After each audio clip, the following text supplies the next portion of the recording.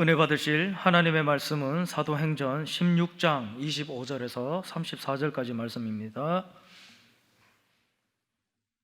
신약성경 216면에 있습니다. 사도행전 16장 25절에서 34절까지 말씀입니다. 함께 합독하시겠습니다. 한밤중에 바울과 실라가 기도하고 하나님을 찬송하며 제수들이 듣더라. 이에 갑자기 큰 지진이 나서 옥터가 움직이고 문이 곧 다 열리며 모든 사람의 매인 것이 다 벗어진지라. 간수가 자다가 깨어 옥문들이 열린 것을 보고 제수들이 도망한 줄 생각하고 칼을 빼어 자결하려 하거늘 바울이 크게 소리질러 이르되 내 몸을 상하지 말라. 우리가 다 여기 있노라 하니 간수가 등불을 달라고 하며 뛰어들어가 무서워 떨며 바울과 실라 앞에 엎드리고 그들을 데리고 나가 이르되 선생들이여 내가 어떻게 하여야 구원을 받으리까 하거늘 주 예수를 믿으라. 그리하면 너와 내 집이 구원을 받으리라 하고 주의 말씀을 그 사람과 그 집에 있는 모든 사람에게 전하더라. 그 밤 그 시각에 간수가 그들을 데려다가 그 맞은 자리를 씻어주고 자기와 그 온 가족이 다 침례를 받은 후 그들을 데리고 자기 집에 올라가서 음식을 차려주고 그와 온 집안이 하나님을 믿음으로 크게 기뻐하니라. 아멘. 저는 오늘 사도행전 16장 25절로 34절까지 말씀을 중심으로 한밤중에 일어난 찬란한 기적이라는 제목으로 하나님 말씀 나누기 원합니다. 같이 한번 해보실까요? 한밤중에 일어난 찬란한 기적. 우리 인생도 때로는 살다 보면 한밤중 같은 어둡고 깜깜한 시기를 지날 때가 있습니다. 기적은 언제 오는가? 이 어둡고 깜깜한 시기를 벗어나면 믿음으로 말미암아 하나님이 주시는 기적의 때를 맞이하게 될 줄 믿습니다. 믿음은 세상 흔들려도 또 사람들이 뭐라 하든 간에 끝까지 예수 그리스도 십자가 바라보는 것이 믿음입니다. 어떤 소리와 난리와 역경과 어려움이 있어도 사랑하는 성도님들은 끝까지 이 믿음의 경주를 완주하시게 되기를 주의 이름으로 축원드립니다. 그럼 아무리 죄의 구름이 현란하고 찬란하게 다가온다 할지라도 믿음 있는 자들에게는 그 죄악의 구름, 어둠의 구름들이 다 사라지게 될 것입니다. 오직 믿음만 있으면 어떠한 어려움이 찾아와도 이 어려움들을 달리 해석할 수 있는 은혜가 부어집니다. 오늘 사도 바울은 그의 사역 일생을 돌이켜 봤을 때에 최고로 어두운 칠흑과 같은 어려운 시기를 지나가는 장면이 오늘 말씀에 나옵니다. 그야말로 하나님께서 깜깜한 한밤중에 찬란한 기적을 일으키는 장면이 오늘 성경 말씀입니다. 사랑하는 우리 모든 성도님들이 우리 인생의 최악의 상황에서도 하나님은 언제나 최선을 주는 것을 믿으시기를 주의 이름으로 축원합니다. 우리 인생이 아무리 어둡고 껌껌한 정말로 최악의 길을 달려간다 할지라도 우리 하나님은 최고의 기적을 베풀어 주실 것입니다. 우리 삶을 통하여 기적이 일어나기 원하시는 분들 한번 아멘 해보실까요? 크게 두 가지가 필요합니다. 첫 번째, 아무리 어렵고 힘들고 꼼꼼한 한밤중이라 할지라도 저와 여러분들은 끝까지 기도하고 찬양하면 기적이 일어납니다. 우리에게 필요한 것은 기도요, 찬양이라는 사실입니다. 오늘 25절은 이 어려운 상황 속에 사도 바울을 이렇게 성경은 기록하고 있습니다. 같이 읽어보겠습니다. 시작. 한밤중에 바울과 실라가 기도하고 죄수들이 듣더라. 이 기적은 어떻게 일어나는가? 기도하고 찬양하면 기도의 시작이 일어나게 되는 것입니다. 오늘 성경 말씀은 사도 바울과 실라가 엄청난 환난에 처했다고 말씀을 하고 있습니다. 바울과 실라가 혹독한 매질을 당했는데 그야말로 인생의 한밤중입니다. 지금 한밤중에 기도하고 어떤 찬양을 했는지 모르지만 성령이 계시네 이런 찬양을 했는지 모르겠지만 왜 이 밤중에 감옥에 갇힌 두 사람이 찬양하고 기도했을까요? 다른 사람들 자고 있으니까 깨우려고 했을까요? 그렇지 않습니다. 이 한밤중이라고 하는 말은 정말로 다 깊이 잠든 상황입니다. 영적으로 해석하면 인생이 껌껌하고 앞을 봐도 길이 없고 뒤를 봐도 길이 없고 좌우를 봐도 길이 없는 순간입니다. 땅이 꺼진 것 같은 순간, 그것을 한밤중이라고 표현합니다. 그러나 사랑하는 성도님들, 아무리 앞뒤 좌우가 막혀있고 땅이 꺼져 있어도 하늘문이 열려있는 줄 믿습니다. 한밤중에 기도하는 사도 바울, 왜 기도했을까요? 바울은 마게도니아의 첫 번째 성 빌립보라고 하는 성에 들어갑니다. 가장 중요한 성입니다. 기도하다가 동쪽으로 첫 번째 선교했던 지역으로 가려고 했는데 하나님 막으시는 겁니다. 비두기아를 지나 다른 지역으로 가려고 해도 또 막으십니다. 왜 하나님이 전도하고 선교하는 걸 막으십니까? 했을 때에 사도행전 16장에서 사도 바울은 마게도니아 사람들이 와서 우리를 좀 도와주십시오 라고 하는 환상을 봅니다. 그래서 사도 바울은 결정적인 인생의 터닝포인트, 전환점을 맞이합니다. 복음이 동쪽이 아니라 서쪽으로 가는 것이 하나님의 뜻이구나. 선교학자들의 견해에 따르면 쉬운 말로 복음의 수용성이라는 게 있어요. 복음을 전했을 때 잘 받아들이는 사람이 있다는 거예요. 우리 순복음 금정교회 성도님처럼 말씀을 전하면 다 집중하고 말씀을 적기도 하고 아멘을 하면 설교하기가 너무 편합니다. 할렐루야! 딴짓하고 팔짱 끼고 이러면 말씀 전하기가 어려운 것이죠. 이런 게 복음의 수용성입니다. 사도 바울은 분명히 동쪽 아시아로 가야지 말씀의 수용성이 높은 거예요. 복음을 더 믿을 확률이 높아지는 것이죠. 그러니 사도 바울은 그쪽으로 가려고 했는데 막으시는 것입니다. 그래서 어쩔 수 없이 마게도니아 땅으로 발걸음을 옮깁니다. 그리고 드디어 그 강가에 가서 이럭저럭 전도를 하는데 한 여인을 만납니다. 루디아라고 비싼 옷감을, 비단 같은 것을 판매하는 여인을 만나서 그 집에서 먹고 자면서 복음을 전합니다. 그러다가 이제 빌립보 성을 다니는데 한 이상한 장면을 목격합니다. 이 귀신 들린 여자 종이 있었는데요, 이상한 소리, 헛소리를 하면서 점을 치는 거예요. 근데 귀신이 점을 보니까 꽤 정확했는지 사람들이 돈을 내고 점을 보기 시작합니다. 그런데 문제는 그 귀신 들린 점을 보는 종이 돈을 갖는 것이 아니라 주인이 전부 다 돈을 다 갖는 거예요. 점은 이 종이 보고 귀신은 이 종이 들렸는데 돈은 주인이 가져가는 것입니다. 사도 바울이 나타나자 이 귀신 들린 여자가 얘기합니다. 높고 위대하신 하나님의 아들이십니다. 하나님의 사람입니다. 막 이렇게 하니까 사도 바울 입장에서는 조금 신경 쓰이기도 하고 귀신 들린 여인이 불쌍해 보여서 예수님의 이름으로 명하노니 귀신이 떠나갈지어다 했더니 귀신이 샥 떠나갔습니다. 할렐루야! 우리 성도님들, 예수님의 이름으로 기도할 때 악한 귀신이 떠나가게 될 줄 믿습니다. 근데 문제는 하나님의 아들 예수 이름으로 귀신도 쫓아내고 선한 일도 하고 착한 일도 하고 복음을 전했는데 문제가 생긴 것입니다. 왜냐하면 이 귀신 들린 여자 종의 주인이 돈벌이가 막히니까, 자기 먹거리가 막히니까 이 사도 바울하고 실라를 갖다가 첫 번째는요, 마켓플레이스, 한국말로 얘기하면 시장으로 데리고 갑니다. 저작거리죠, 우리나라 말로 얘기하면. 헬라어는 아고나라고 하는 지역인데 이게 뭐냐면 쉽게 얘기해가지고 사람들이 많이 몰려있는 곳입니다. 옛날에 보면 그리스의 아리스토텔레스라든가 소크라테스, 플라톤 이런 철학가들이 바로 이 아고나라고 하는 지역에 사람들을 몰아놓고 이야기하고 철학적인 이야기를 나눴던 그런 사람이 아주 많이 모이는 지역입니다. 그곳에 가서 주인이 얘기합니다. 이 사람이 나쁜 짓을 했다라고 이야기를 합니다. 그리고 문제는 오늘 본문 말씀에는 없지만 24절에 보면은 관원들에게 이 사도 바울과 실라를 넘겼다라고 이야기를 합니다. 내 돈벌이가 끊겼다라고 하는 것이죠. 여러분, 한 영혼이 자유케 되는 거 얼마나 귀한 것입니까? 단 한 사람, 단 한 가정이라도 예수 믿고 구원받으면 하나님이 가장 기뻐하시는 것이죠. 우리 예수님은 이렇게 말씀하십니다.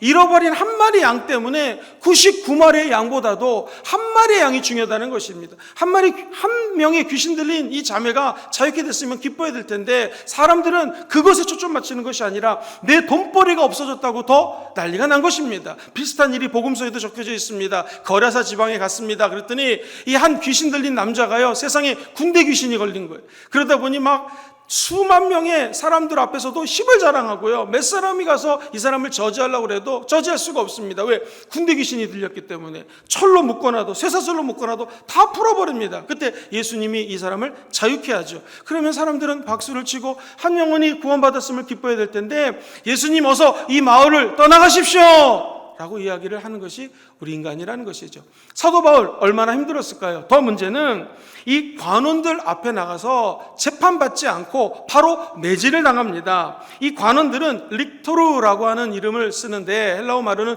이 무슨 뜻이냐면 방망이가 있는데요, 방망이를 여러 개 들고 다닙니다. 그것도 자기 몸에다가 방망이를 차고 다녀요. 왜 그랬을까? 2000년 전에는요, 로마가 세계를 제패했던 시기입니다. 이 필리포 지역도 로마가 꽉 잡고 있습니다. 그런데 제일 두려워하는 게 뭐냐면 폭동, 데모, 사람들의 민심을 막 끌어올려가지고 로마 제국에 대해서 먹칠을 하게 되면 즉각적으로 방망이를 꺼내가지고 막 때릴 수가 있는 거예요. 더 큰 문제는 뭐냐면 조금 직급이 높은 관원들은 이 방망이 사이에다가 쇠 도끼를 차고 다닙니다. 즉 즉석에서 사람들을 처형할 수 있는 거예요. 사도 바울이 유대말을 쓰니까 로마 시민권자인 줄 몰랐기 때문에 이 사람들이 매질을 하기 시작합니다. 그 당시 매질은요, 채찍 같은 것으로 때렸는데, 물론 방망이 갖고도 때리기도 했지만 채찍은 맨 끝에가 갈라져 있었어요. 그리고 낙지치 같이 생겼습니다. 사람을 말이 때리는 것이지, 때리면 그 낙지치가 사람의 살점을 뜯어내는 것이죠. 사도 바울도 그런 채찍을 맞았습니다. 그리고 이 유대인들은요, 채찍을 때릴 때 40대를 때리라고 신명기서 25장 3절에는 적혀져 있어요. 왜 그랬을까요? 사람이 감정이 격해지면은요, 내가 한 대 맞았는데 때릴 때는 10대 때리기도 하고 심지어는 100대를 때릴 수도 있다는 것이죠. 그래서 사람이 이 감정 컨트롤을 하라고 딱 40대만 때리라고 못을 박아놓은 거예요. 그래서 유대인들은 사람을 때릴 때 39대를 때렸습니다. 왜 그랬을까요? 사람이 계산을 잘못할 수가 있잖아요. 39대를 때리는 이유는 잘못해서 40대를 넘게 때렸으면 율법을 잘못 지킨 거니까, 율법에 벗어나니까 사람들을 39대를 때린다는 것입니다. 이 사도 바울은 지금 완전히 잘못한 거 하나도 없는데 매질 맞고 온몸에서 피가 나고 정말 극한 어두움에 쌓여있는 상황이라는 것입니다. 여러분, 성경에 보면은 이에는 이로, 눈에는 눈으로, 이런 말이 있죠. 이거 잘못 해석하면은 내가 눈을 맞았으면 막 다른 사람은 가서 눈을 갖다가 때려도 된다. 근데 이런 뜻이 아니라 눈을 한 대 맞았으면 한 대 때리라는 거예요. 이를 한 대 맞았으면 이를 한 대 때리라는 거예요. 안 그러면 사람이 감정이 격해가지고 상대방을 죽일 수도 있다는 것이죠. 그런데 지금 문제는 이 매질을 하는 사람들이 유대인이 아니에요. 로마 군사들이에요. 또는 이 관원들이에요. 엄청나게 맞았습니다. 그야말로 온 몸이 그냥 뼈가 드러날 정도로 맞은 상태에서 감옥에 집어넣습니다. 그런데 감옥도 당시 2000년 전에는 세 종류의 감옥이 있었어요. 그냥 잡범이라고 그러죠. 일반 조그만 죄를 저지른 사람들은요, 코모리어라고 하는 감옥에다 집어넣습니다. 이건 큰 문제가 되지 않아요. 근데 이거보다 조금 더 중한 죄를 지난 사람들이 있습니다. 이 중범죄에 해당하는 사람들은요, 인테리어라고 하는 감옥에 집어넣습니다. 그런데 세 번째 감옥이 제일 힘들어요. 땅을 팝니다. 지하에다가 굴을 만든 다음에 사람들 갖다가 폴리아놈이라는 간판을 적어놓고 여기다가 집어넣으면 도망갈 수도 없습니다. 온 몸이 묶여 있습니다. 그야말로 공기도 좋지 않고 먹는 것도 제대로 먹을 수가 없습니다. 누가 들어가는가? 첫 번째, 강력범, 살인범, 사형에 해당되는 사람들이 거기 들어가는 거예요. 사도 바울은 잘못한 거 하나도 없는데 안타깝게도 감옥 중에서도 제일 깊은 감옥, 땅속에 있는 감옥에 들어간 상황입니다. 잘못한 거라고는 여종에게 붙었던 귀신 쫓아내는 거, 이거 잘못한 거밖에 없는데, 잘못도 아니죠. 선한 일이고 하나님 기뻐하시는 일인데 사도 바울은 지금 감옥에 갇혀 있게 됩니다. 그것도 모자라서 성경은 사도 바울이 착고를 메고 있다라는 거예요. 이건 뭐냐면 우리 조선시대 때에도 있었는데 사람들의 발을 갖다가 쫙 걸려놓고 나무나 쇠로 묶어버립니다. 그러면 어디 도망가지 못하고 다리가 벌어지면서 큰 아픔이 찾아옵니다. 조금만 몸을 움직여도 아픈 거예요. 생각해 보십시오. 사도 바울이 매를 맞았습니다. 늘 매를 맞고 다녔기 때문에 상처가 났고, 또 아물었다 싶었는데 또 매를 맞으니 터지고, 또 아팠기 때문에 아마도 염증이 생겼을 것입니다. 특별히 등허리 같은 경우에는 예수님이 맞은 채찍 같은 것으로 맞으셨기 때문에 사도 바울도 뒤로 눕지 못했을 것입니다. 발에는 착고가 차있기 때문에 아마도 다리를 쫙 벌리고 있었기 때문에 마음껏 움직이지도 못했습니다. 기껏해야 옆으로 아니면 앞으로 엎어져서 이런 상황 속에 있는 것이 바로 사도 바울입니다. 정말로 극심한 아픔, 고통, 이제는 비참해서 아무런 희망이 없을 때입니다. 사랑하는 성도님들, 기도는 언제 해야 되는 것입니까? 이 사도 바울이 너무나 아프고 힘든데 눈을 떴어요. 감사하게도 옆에는 동료, 함께 기도하는 신라가 있었습니다. 다른 사람들이 다 잠에 빠졌습니다. 그때 신라와 대화를 나눴겠죠. 사도 바울님, 우리가 이럴 때 낙심하지 말고 기도해야 됩니다. 사랑하는 성도님들, 힘이 들고 어려울 때 함께 기도할 수 있는 사람을 만나게 되기를 주의 이름으로 축원합니다. 우리 교회는 부족하지만 주의 종들이 코로나 때문에 신방을 못 나가니 아침 10시부터 12시까지 늘 기도하고 있습니다. 새벽 제단을 쌓으면서 기도하고 있습니다. 이처럼 기도할 수 있는 분이 함께 있다는 것은 축복인 줄 믿습니다. 저도 앞에서 기도를 하면 뒤에 계신 전도사님들이 얼마나 크게 기도하는지 막 랄랄랄라 하니까 힘이 나서 기도를 하게 되는 것이죠. 혼자 기도할 수 없습니다. 사도 바울과 신라가 함께 기도하기 시작한다는 것입니다. 사랑하는 성도님들 기억하십시오. 기도하면 기적이 일어납니다. 그런데 기도는 할 수 있을 것 같은데 찬양은 잘 못할 것 같아요. 왜냐하면 성경에도 누구든지 힘들고 어렵고 슬픈 일이 있는가 그는 기도할 것이요 기쁜 일이 있는 사람이 있는가 그는 찬양하라 그랬거든요. 찬양은 마음이 기쁘고 하나님께 감사할 때 하는 건데 사도 바울은 잘못한 것도 없이 지금 오히려 원망스러운 마음으로 주여 내가 여기 왜 와 있습니까? 하고 기도했을 터인데 성경은 하나님께 기도하고 찬양했다라는 것입니다. 성경을 제가 좀 연구를 해봤더니 거기 정답이 있더라고요. 우리나라 말로는 기도하고 찬양한 것이 같이 적혀져 있어요. 그래서 금요철에 오면은 하나님을 찬양하다가 기도하고 기도하다 찬양하고 이런 것으로 생각하는데 여기 시간차가 있더라고요. 다시 말해서 사도 바울은 지금 열심히 기도하다 보니까 하나님 뜻을 아는 거예요. 그렇구나. 그래서 하나님을 찬양할 수 있었던 것이죠. 다시 말씀드리면 아마도 사도 바울은 기도를 먼저 할 때에 기도하면서 하나님과의 만남이 있었던 것이죠. 하나님의 영이 임하사 하나님의 뜻을 깨달아 아는 것이죠. 그래서 그렇군요. 내가 하나님을 이제 찬양할 수 있습니다. 라고 찬양을 하는 것입니다. 한 예를 들어보겠습니다. 구약에서 여자가 아기를 낳지 못하면 그것은 중죄였습니다. 큰 죄였어요. 한 여인이 있었는데 그 이름이 한나였습니다. 분린나라고 하는 여인이 와서 너는 아기가 없지 나는 아기가 있다 라고 놀리니 참을 수가 없었습니다. 그 마음이 심히 격동했습니다. 어떻게 할까? 이 믿음의 여인이 잘한 것은 하나님의 성전에 나가서 기도하기 시작합니다. 주여! 이 기도하는 한 여인의 부르짖음을 하나님은 기도 소리를 들으셨습니다. 그리고 사람들은 은히 알고 있기를 하나님 아들을 주시면 내가 주의 종을 시키겠습니다. 맞죠? 그런데 하나님은 한나와 만남이 있었어요. 한나의 음성을 듣고 아마도 한나과의 교감이 있었을 것입니다. 주님의 임재하심이 있었어요. 하나님의 음성을 듣는 한나의 마음속에 이런 하나님의 안타까운 마음이 전해졌습니다. 지금 사사식인데 이 제사장이 엘리인데 나의 말을 제대로 선포하고 있지 않다. 내가 내 말을 내 백성들에게 전하고 싶은데 전할 사람이 없구나 하는 안타까운 하나님의 음성을 한나라고 하는 여인이 들었습니다. 그러자 이렇게 기도가 나왔겠죠. 그렇다면 하나님 아들을 주시면 그 아들을 하나님의 메신저, 하나님의 말씀을 전하는 선지자로 삼겠습니다 라고 하나님께 기도를 한 것입니다. 그때 하나님의 마음과 인간의 마음이 맞아떨어질 때 응답이 임하게 되는 것이죠. 하나님도 지금도 우리를 향하여 눈물을 흘리고 계십니다. 코로나19로 죽어가는 많은 백성들을 향하여 하나님은 보좌 위에서 웃고 계시는 것이 아닙니다. 누구보다 슬퍼하시고 눈물을 흘리고 계시는 것입니다. 기도는 무엇인가? 인간이 이 땅에서 흘리는 눈물과 저 하늘에서 흐르시는 하나님의 눈물이 만나는 자리가 기도하는 자리입니다. 그리고 그 자리에는 반드시 하나님의 눈물과 인간의 눈물이 만남으로 말미암아 기적이 일어나게 되는 것입니다. 오늘 이 땅에서 눈물을 흘리며 기도하는 성도님들 계십니까? 좌우 앞뒤로 막혀 있는 것 같고 저 던전이라고 하는 저 감옥에 갇힌 것 같은 극박한 상황 속에서 눈물을 흘리며 기도하는 분이 계십니까? 이제 한 가지, 저 하늘에서 하나님의 눈물이 떨어지게 되면 기적이 일어나게 될 것입니다. 끝까지 낙심하지 마시고 우리의 기도가 내 문제를 해결받기 위한 기도가 아니요 적어도 하나님의 뜻을 알기 위한 사도 바울과 같은 기도를, 한나와 같은 기도를 드리게 되기를 주의 이름으로 축원합니다. 그러면 하나님의 은혜로 기적이 일어나게 되는 것이죠.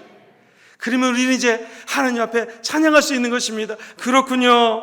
하나님의 뜻을 알겠습니다. 내가 기도함으로 아버지 뜻을 알았으니 하나님을 찬양하기 원합니다.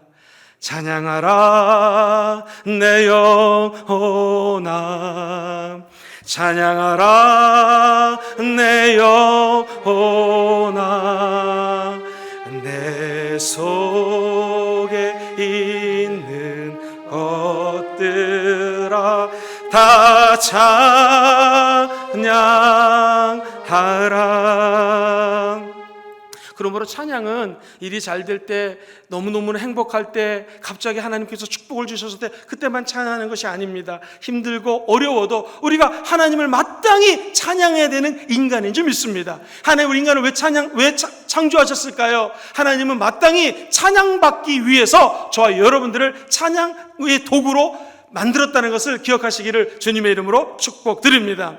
우리도 그럴 때 있지 않습니까? 마음이 컬컬하고 문제가 있어서 하나님께 나왔습니다. 간절히 기도했어요. 문제 1번, 문제 2번, 문제 3번 놓고 기도합니다. 주님, 이것도 좀 주세요. 저것도 주세요. 그런데 갑자기 하나님께서 우리 마음속에 갑자기 광명한 찬란한 빛을 주십니다. 그러면은 문제 1번, 문제 2번, 문제 3번은 싹 없어지고 문제보다 더 크신 하나님의 임재를 체험하게 되는 것이죠. 그럼 우리 가운데 하나님의 기적이 일어나게 되어 있습니다.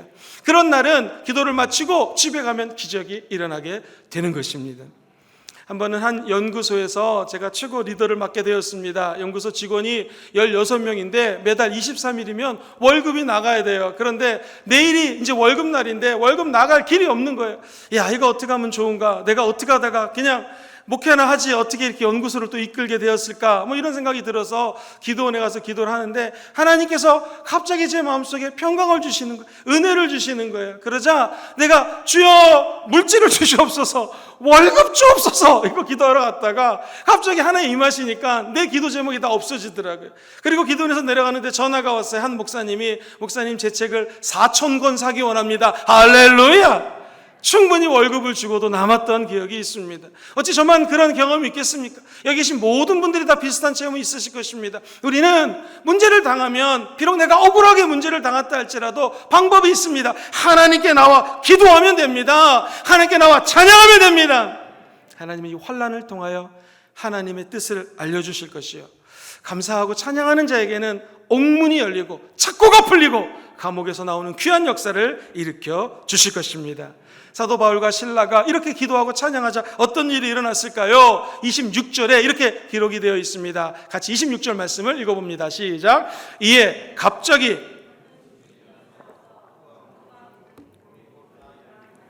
모든 사람의 메인 것이 다 벗어지리라. 여기 보면 지진이 났습니다. 옥토가 움직였습니다. 그리고 문이 활짝 열렸습니다. 그리고 모든 사람들, 바울뿐만 아니라 함께 있던 죄수들, 사형수, 극악하고 흉한 사형수들마다 다 이 수갑 같은 것들이 풀어졌습니다. 한번 생각해 보십시오.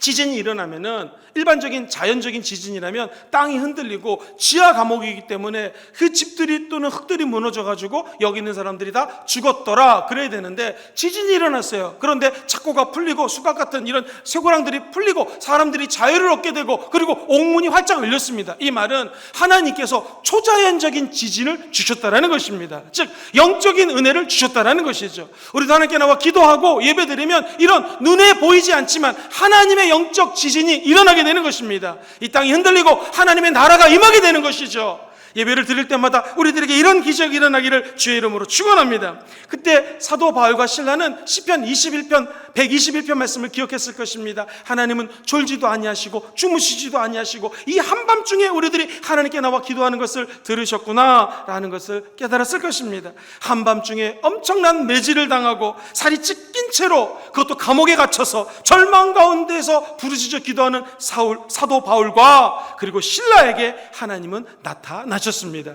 어떤 자를 기적으로 구원해 주시는가? 오늘날도 기도하고 찬양, 즉 예배드리는 자를 축복해 주십니다. 왜 그럴까요? 예배드리는 자에게 기적이 일어나는 이유는 예배를 통하여 하나님의 뜻을 알게 된다는 것이죠. 하나님의 뜻은 무엇입니까? 우리에게 풀고 있는 이 쇠고랑 같은 것들, 우리의 죄악들, 하나님 원치 않는 모든 미움과 시기와 질투와 분노의 감옥에서부터 탈출시켜 주실 줄 믿습니다.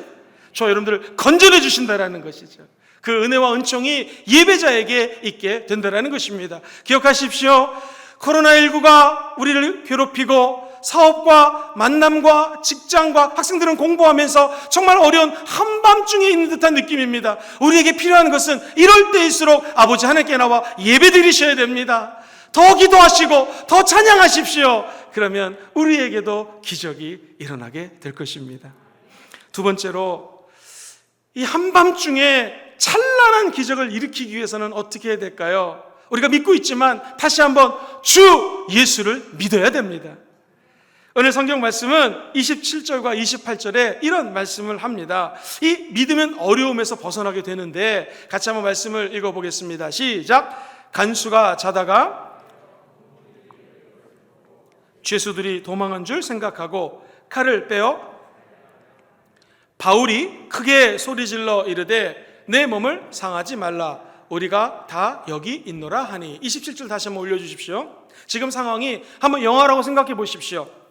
간수가 잠을 자고 있었는데 깼습니다.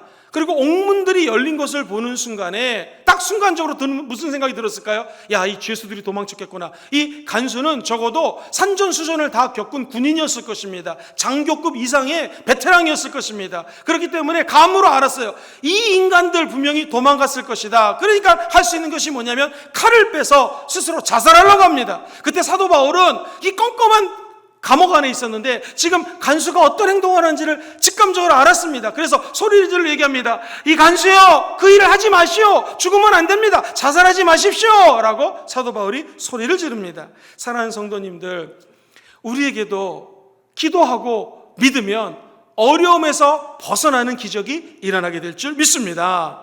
사람들은 사도 바울과 실라가 밤중에 막 찬양하고 기도하니까 저주했을 것입니다. 저 뭐하는 짓이야? 뭐하는 짓이야? 욕했을 것입니다.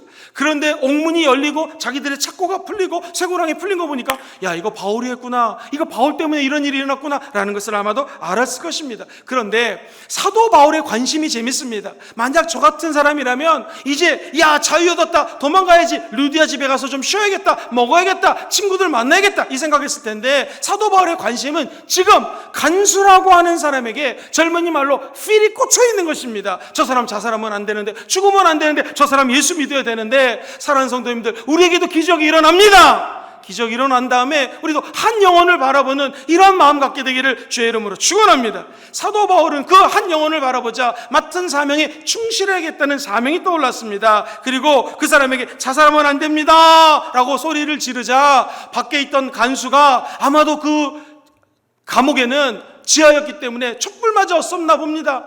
이 간수가 밑에 있는 사람에게 촛불을 갖고 오라고 그래가지고 안으로 들어가가지고 사도 바울을 만나는 장면이 29절에 적혀 있어요. 같이 한번 읽어보겠습니다. 시작. 간수가 등불을 달라고 하여 뛰어들어가 무서워 떨며 바울과 실라 앞에 엎드립니다. 아까 조금 아까만 해도 너희들 꼼짝 말고 있어라 이랬던 사람이 지금 이 기적을 보니까 완전히 바뀌게 됩니다. 등불을 준비해가지고 들어가가지고 지금 사도 바울은 아까 착고가 풀렸던 상태이기 때문에 점잖게 앉아 있습니다. 그 영적인 권세 앞에 이 간수가 생각해보니까 자기는 아무것도 아니라는 게 느껴지는 거예요. 그래서 성경은 엎드리더라 라는 것입니다. 항복을 의미하는 것이죠.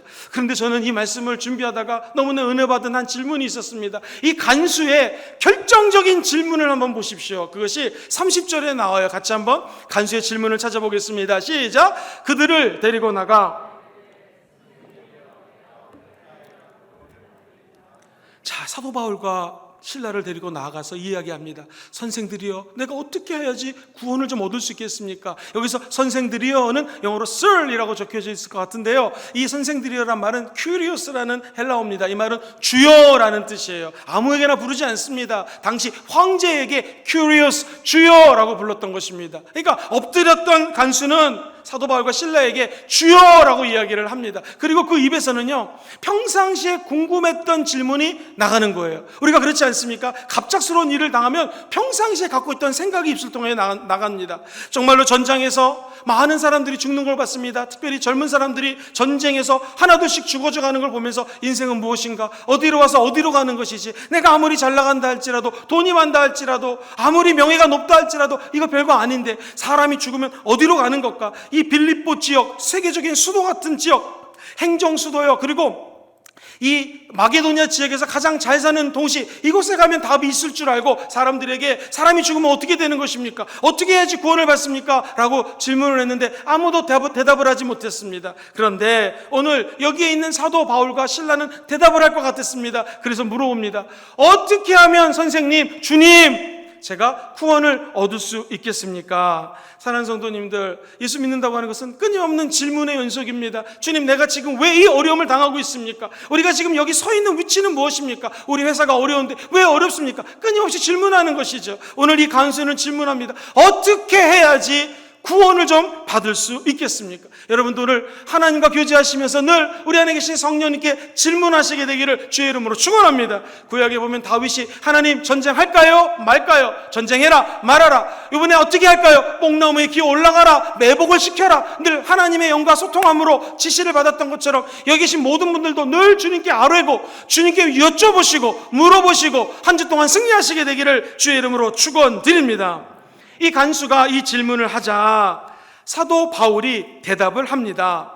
가만히 사도 바울이 대답을 하기 전에 자기 인생을 생각해 보니 안디옥에서 예수 믿고 제자들 가리킬 때 편했는데 하나님이 선교사로 파송을 해가지고 동쪽으로 1차 세계 선교여행을 마쳤습니다. 무려 1300마일이라고 하는 엄청난 여정을 다녀고 왔습니다. 그리고 수없이 많이 매를 맞고 고통을 당하고 눈물을 흘리면서 나에게 왜 이런 고민이 왔어? 왜 이런 어려움이 왔을까라는 인생의 근본적인 질문도 자기도 하고 있었을 것이에요. 그때 이 간수가 하는 질문과 자기가 그동안 한스럽게 했던 눈물들이, 고난들이 겹쳐지면서 그 사도 바울의 입술에서는 자기도 모르게 이런 말이 나옵니다. 그것은 31절 32절에 있습니다. 같이 한번 읽어볼까요? 시작. 이르되 주 예수를 믿으라. 그리하면 너와 내 집이 구원을 받으리라 하고 주의 말씀을 그 사람과 그 집에 있는 모든 사람에게 전하니라.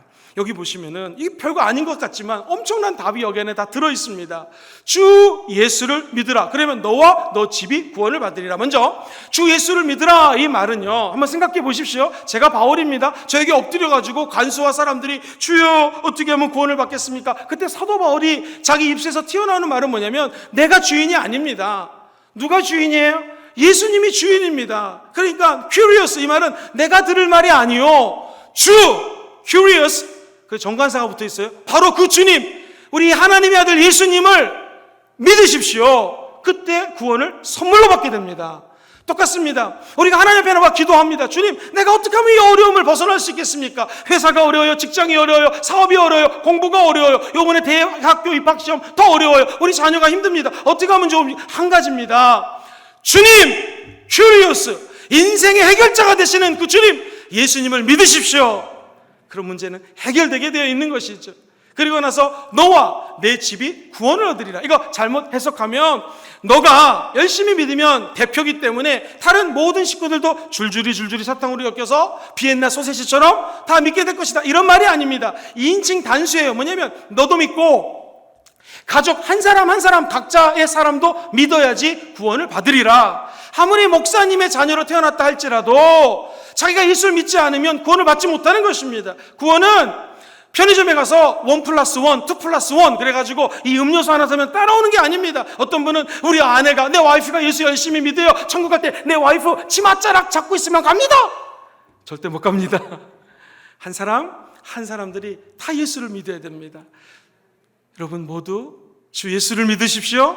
그리고 여러분과 각 구성원 가정의 한 사람 한 사람들이 예수 믿어서 모든 식구들이 구원받는 은혜가 임하게 되기를 주의 이름으로 축원드립니다. 각자 예수를 믿으면 구원을 받습니다. 그리고 사도 바울이 믿음의 결과가 무엇인가, 오늘 기가 막힌 말씀이 33절과 34절에 나옵니다. 같이 한번 믿음의 결과가 무엇인지 살펴보겠습니다. 시작. 그 밤 그 시각에 간수가 그들을 데려다가 그 맞은 자리를 씻어주고 자기와 그 온 가족이 다 침례를 받은 후 그들을 데리고 자기 집에 올라가서 음식을 차려주고 그와 온 집안이 하나님을 믿음으로 크게 어떻게 했어요? 기뻐하니라. 한번 상황을 이렇게 묘사해 보겠습니다. 사도 바울이 복음을 전하자 온 가족 식구들이 예수를 믿었습니다. 얼마나 기쁜지 그 사도 바울과 신라를 집으로 모시고 갑니다. 그리고 아픈 상처를 씻어주고 기름으로 약을 발라줍니다. 그리고 물침례를 받습니다. 그리고 정성껏 있는 반찬을 다 동원해가지고 주의 종에게 식사를 대접합니다. 그리고 사도 바울과 함께 너무나 이 1년의 구원 사건들을 바라보니 모든 거기에 있는 사람들에게 기쁨이 넘쳐났다는 것입니다. 사랑하는 성도님들, 그날 밤 그 시각에 바울과 실라가 육적인 감옥에서 벗어났습니다. 간수와 그 가족이 영적인 감옥에서 벗어났습니다. 오늘 이곳에 모인 여러분들이 육적인 질병의 감옥에서 벗어나는 아침 되기를 주의 이름으로 축원합니다. 영적으로 속박이 있고 코로나 불러라고 그래서 우울감이 있고 귀신 들림 현상이 있고 우울증이 있고 마음에 답답함이 있다면 오늘 그 감옥에서 벗어날지어다.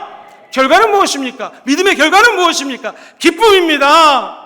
한 주 동안 살면서 세상 사람들하고 우리하고 틀린 점은 무엇이겠습니까? 세상 사람들 여러 가지 이유로 넘어지고 힘들어질 때 우리 입가에서는 예수님이 주시는 미소가 넘치기를 주의 이름으로 축원합니다. 다른 사람들 역시 갈팡질팡 어디로 갈지 모를 때 우리는 길이 있습니다. 예수님이 길이십니다. 우리는 진리를 알고 있습니다. 예수님이 진리입니다. 우리는 생명 되신 예수님과 접촉을 하고 있습니다. 할렐루야! 그러니 늘마다 활짝 웃으시고 한 주 동안도 예수님과 함께 더불어 승리하시게 되기를 주의 이름으로 축원드립니다.